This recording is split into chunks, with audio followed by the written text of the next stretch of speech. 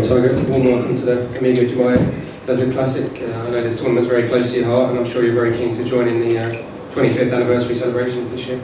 Yeah, it's been it was fantastic getting out there yesterday to play with Steven and Freddie. I hadn't played with Steven in a very long time. We were talking with the Walker Cup back in World Fourth Call. We go back quite a long way, and obviously Freddie.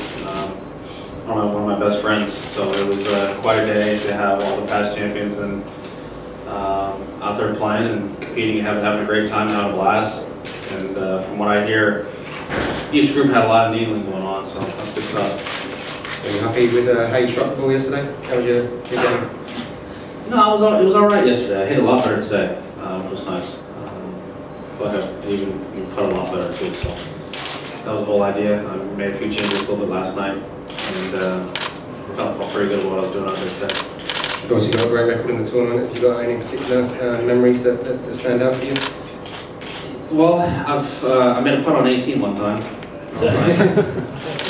Also, I remember one year I shot 3 straight 64s, and unfortunately only 2 of them counted. One was in the Prime. This year I lost to Thomas. So it's one of those years. Take some questions from the floor. Yes, Hans. Just wait for the microphone. Yeah. Do you think the fitness and the game is there to compete here for the victory? Yeah, I feel like I definitely feel fit. There's no doubt about that. My game certainly was not as sharp as anywhere near as sharp as I would have liked last week. I was just a fraction off, and a fraction off on the golf course set up that hard. You know, it bit a lot of us, and unfortunately it did beat me pretty hard. You know, the average score was just over 73 on Saturday, and I shot 79. So needed to make a few changes, just a few slight adjustments, and I did that. I had unfortunately Sunday off, so I had a chance to go home and hit a few shots. Came out here and just wanted to improve every day. And you know, Tuesday was better than Monday, and Wednesday was better than Tuesday. So hopefully tomorrow will be even better than today. You're standing up on the right. Tiger, will you do anything differently this year? Sorry. Will you do anything differently this year with a specific view to get back to winning majors, or do you think that will come if you just keep doing what you have been doing for the last couple of years? Well, I think just being patient and putting myself there. I'm not going to win them every year. And I certainly look at my career, I haven't won them all, and you know, each and every year I've competed as a pro. But the thing is, I got to keep putting myself there, and if I can keep doing that, I'll start clicking a few here and there. And the key is to keep putting myself there. And these 4 venues are 4 venues that I've played well at. 3 I've won at, and 1 I'm trending the right way. So I'm looking forward to these major championships and this season in general. Tiger, just wanted your impressions of the course here this week, how it set up, how you felt yesterday, and differences you've seen. You know, I was very, very surprised with how firm the greens were. I don't think there's any overseed in them like there used to be. It used to be a little sandy, a little overseed, and there was grain, but not like it is now. There's some serious grain in these greens, but you get putting down grain, downhill, they're some kind of quick. You know, luckily, you know, for me, the adjustment's really not that great because last week we played on what we thought was kind of concrete-ish. You know, it was very close to what it was closer to a U.S. Open setup than it was a regular tour setup. So we had some shots last week that you know were 5 irons and 7 irons for bounces as high as the flag. And we quite used to seeing that at tour unless it's in the summer during the U.S. Open. So coming over here and seeing the ball not jump that high, but putting on greens that are just as fast as they were last week, so it really wasn't that big an adjustment. And I putted well yesterday, and I putted even better today. Bob? Tiger, at the end of last year, especially the Tour Championship, you talked pretty openly about the year having taken a toll. You know, being tired, or you know, it's been a long season, a lot of events together. Just curious how you approach it going into this year and how you might try to manage that, knowing what you've got ahead. Yeah, the year basically gets pretty congested for most of the players starting at the British Open. And some who play the week prior to the British, because then you play the British Open, and usually some guys have to go play Canada. For me, I take that week off, but then it's Firestone, then it's the PGA, and a week off, then all 4 playoff events, and then for the American, it's just a Ryder Cup and a President's Cup every year. So that's something that the Euros or the internationals don't have to deal with. It's a cup each and every year on what continents it's going to compete on. And there's a lot of traveling involved at the very end. So now with this new wraparound schedule going on, I think we're all trying to get our heads literally wrapped around it, and trying to get a feel for it, because I don't know how far behind I was in the FedEx Cup points when I came back, but Jimmy Walker already won twice with this new scheduling system, so it's very different. Correct. Tiger, if you look at what you did last year, all of your accomplishments, 5 wins, Player of the Year, where would you rank the fact that you made it through the entire season injury-free? How important was that to you? Did you see Barclays? Relatively, sorry. Relatively. Then relatively, yes, I was pleased to get through the season. Relatively. Martin. Tiger, you've played in a few Ryder Cups in your career. Where would one in Scotland rank in your career, and how excited are you about the prospect of playing on a team led by Tom Watson? We're looking forward to it. I don't think I'm even on the team right now, points-wise. I gotta get myself there first. It'll be fun to play in Scotland. We've played at the Belfry. It seems like forever. Moved around to Spain and Wales, but we haven't been in Scotland in a very long time, and so it's going to be nice to be able to go there and play at the Glen Eagles, and have Tom as our captain. And, I think we'll see how it shakes out the rest of the year, and who's going to be on the squad, who's not, how young are we going to be,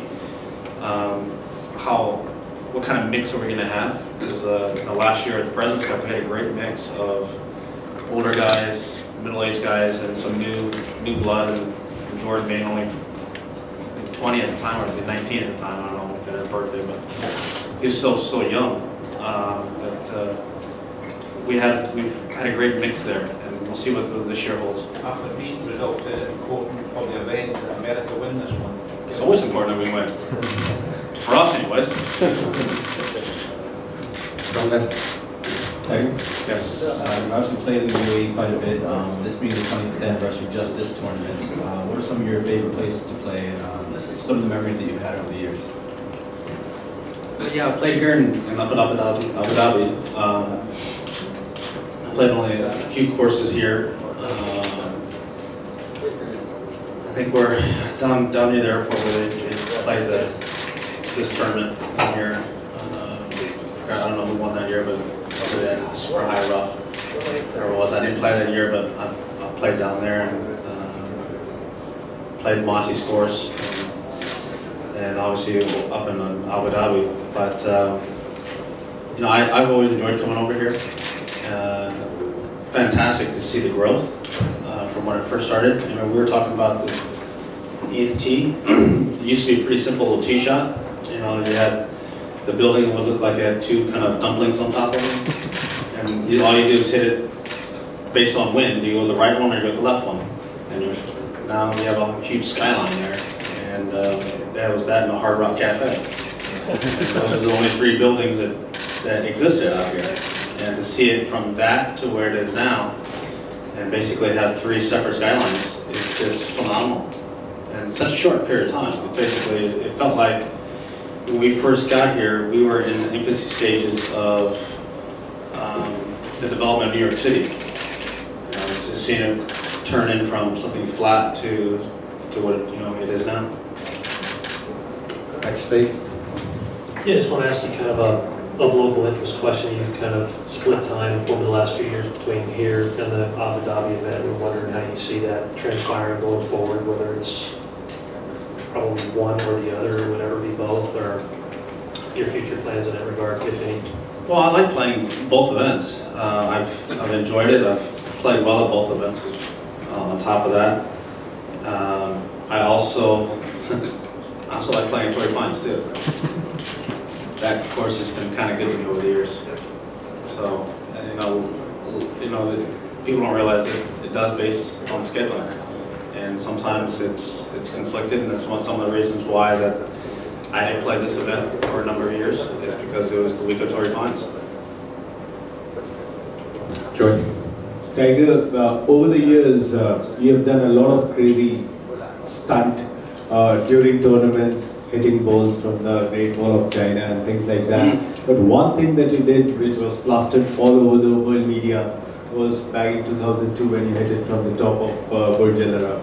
Yeah. Can you just go back and just tell us how it was, because you were the first person or first athlete to go out there and really play a sport over there, and where does it rank in the crazy stuff you have done? I tell you what, it was interesting because it was blowing, and it was blowing 20, 25 miles an hour, and you're out there on that helipad, and it's moving.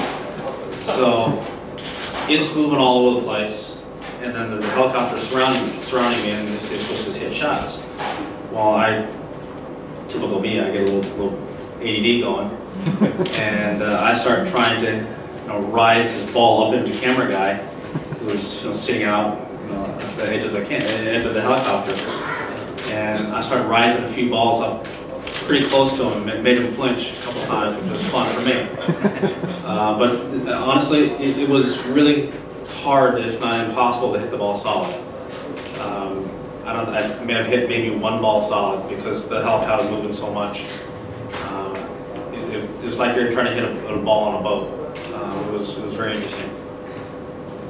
Danny? Like a similar sort of question to Joyce, you spent a lot of time travelling around the world. If you had a bucket list, is there a tournament that you'd still like to win? And also, secondly, is there a golf course in the world that you'd still like to play? Well, there are probably a few courses that I'd like to play.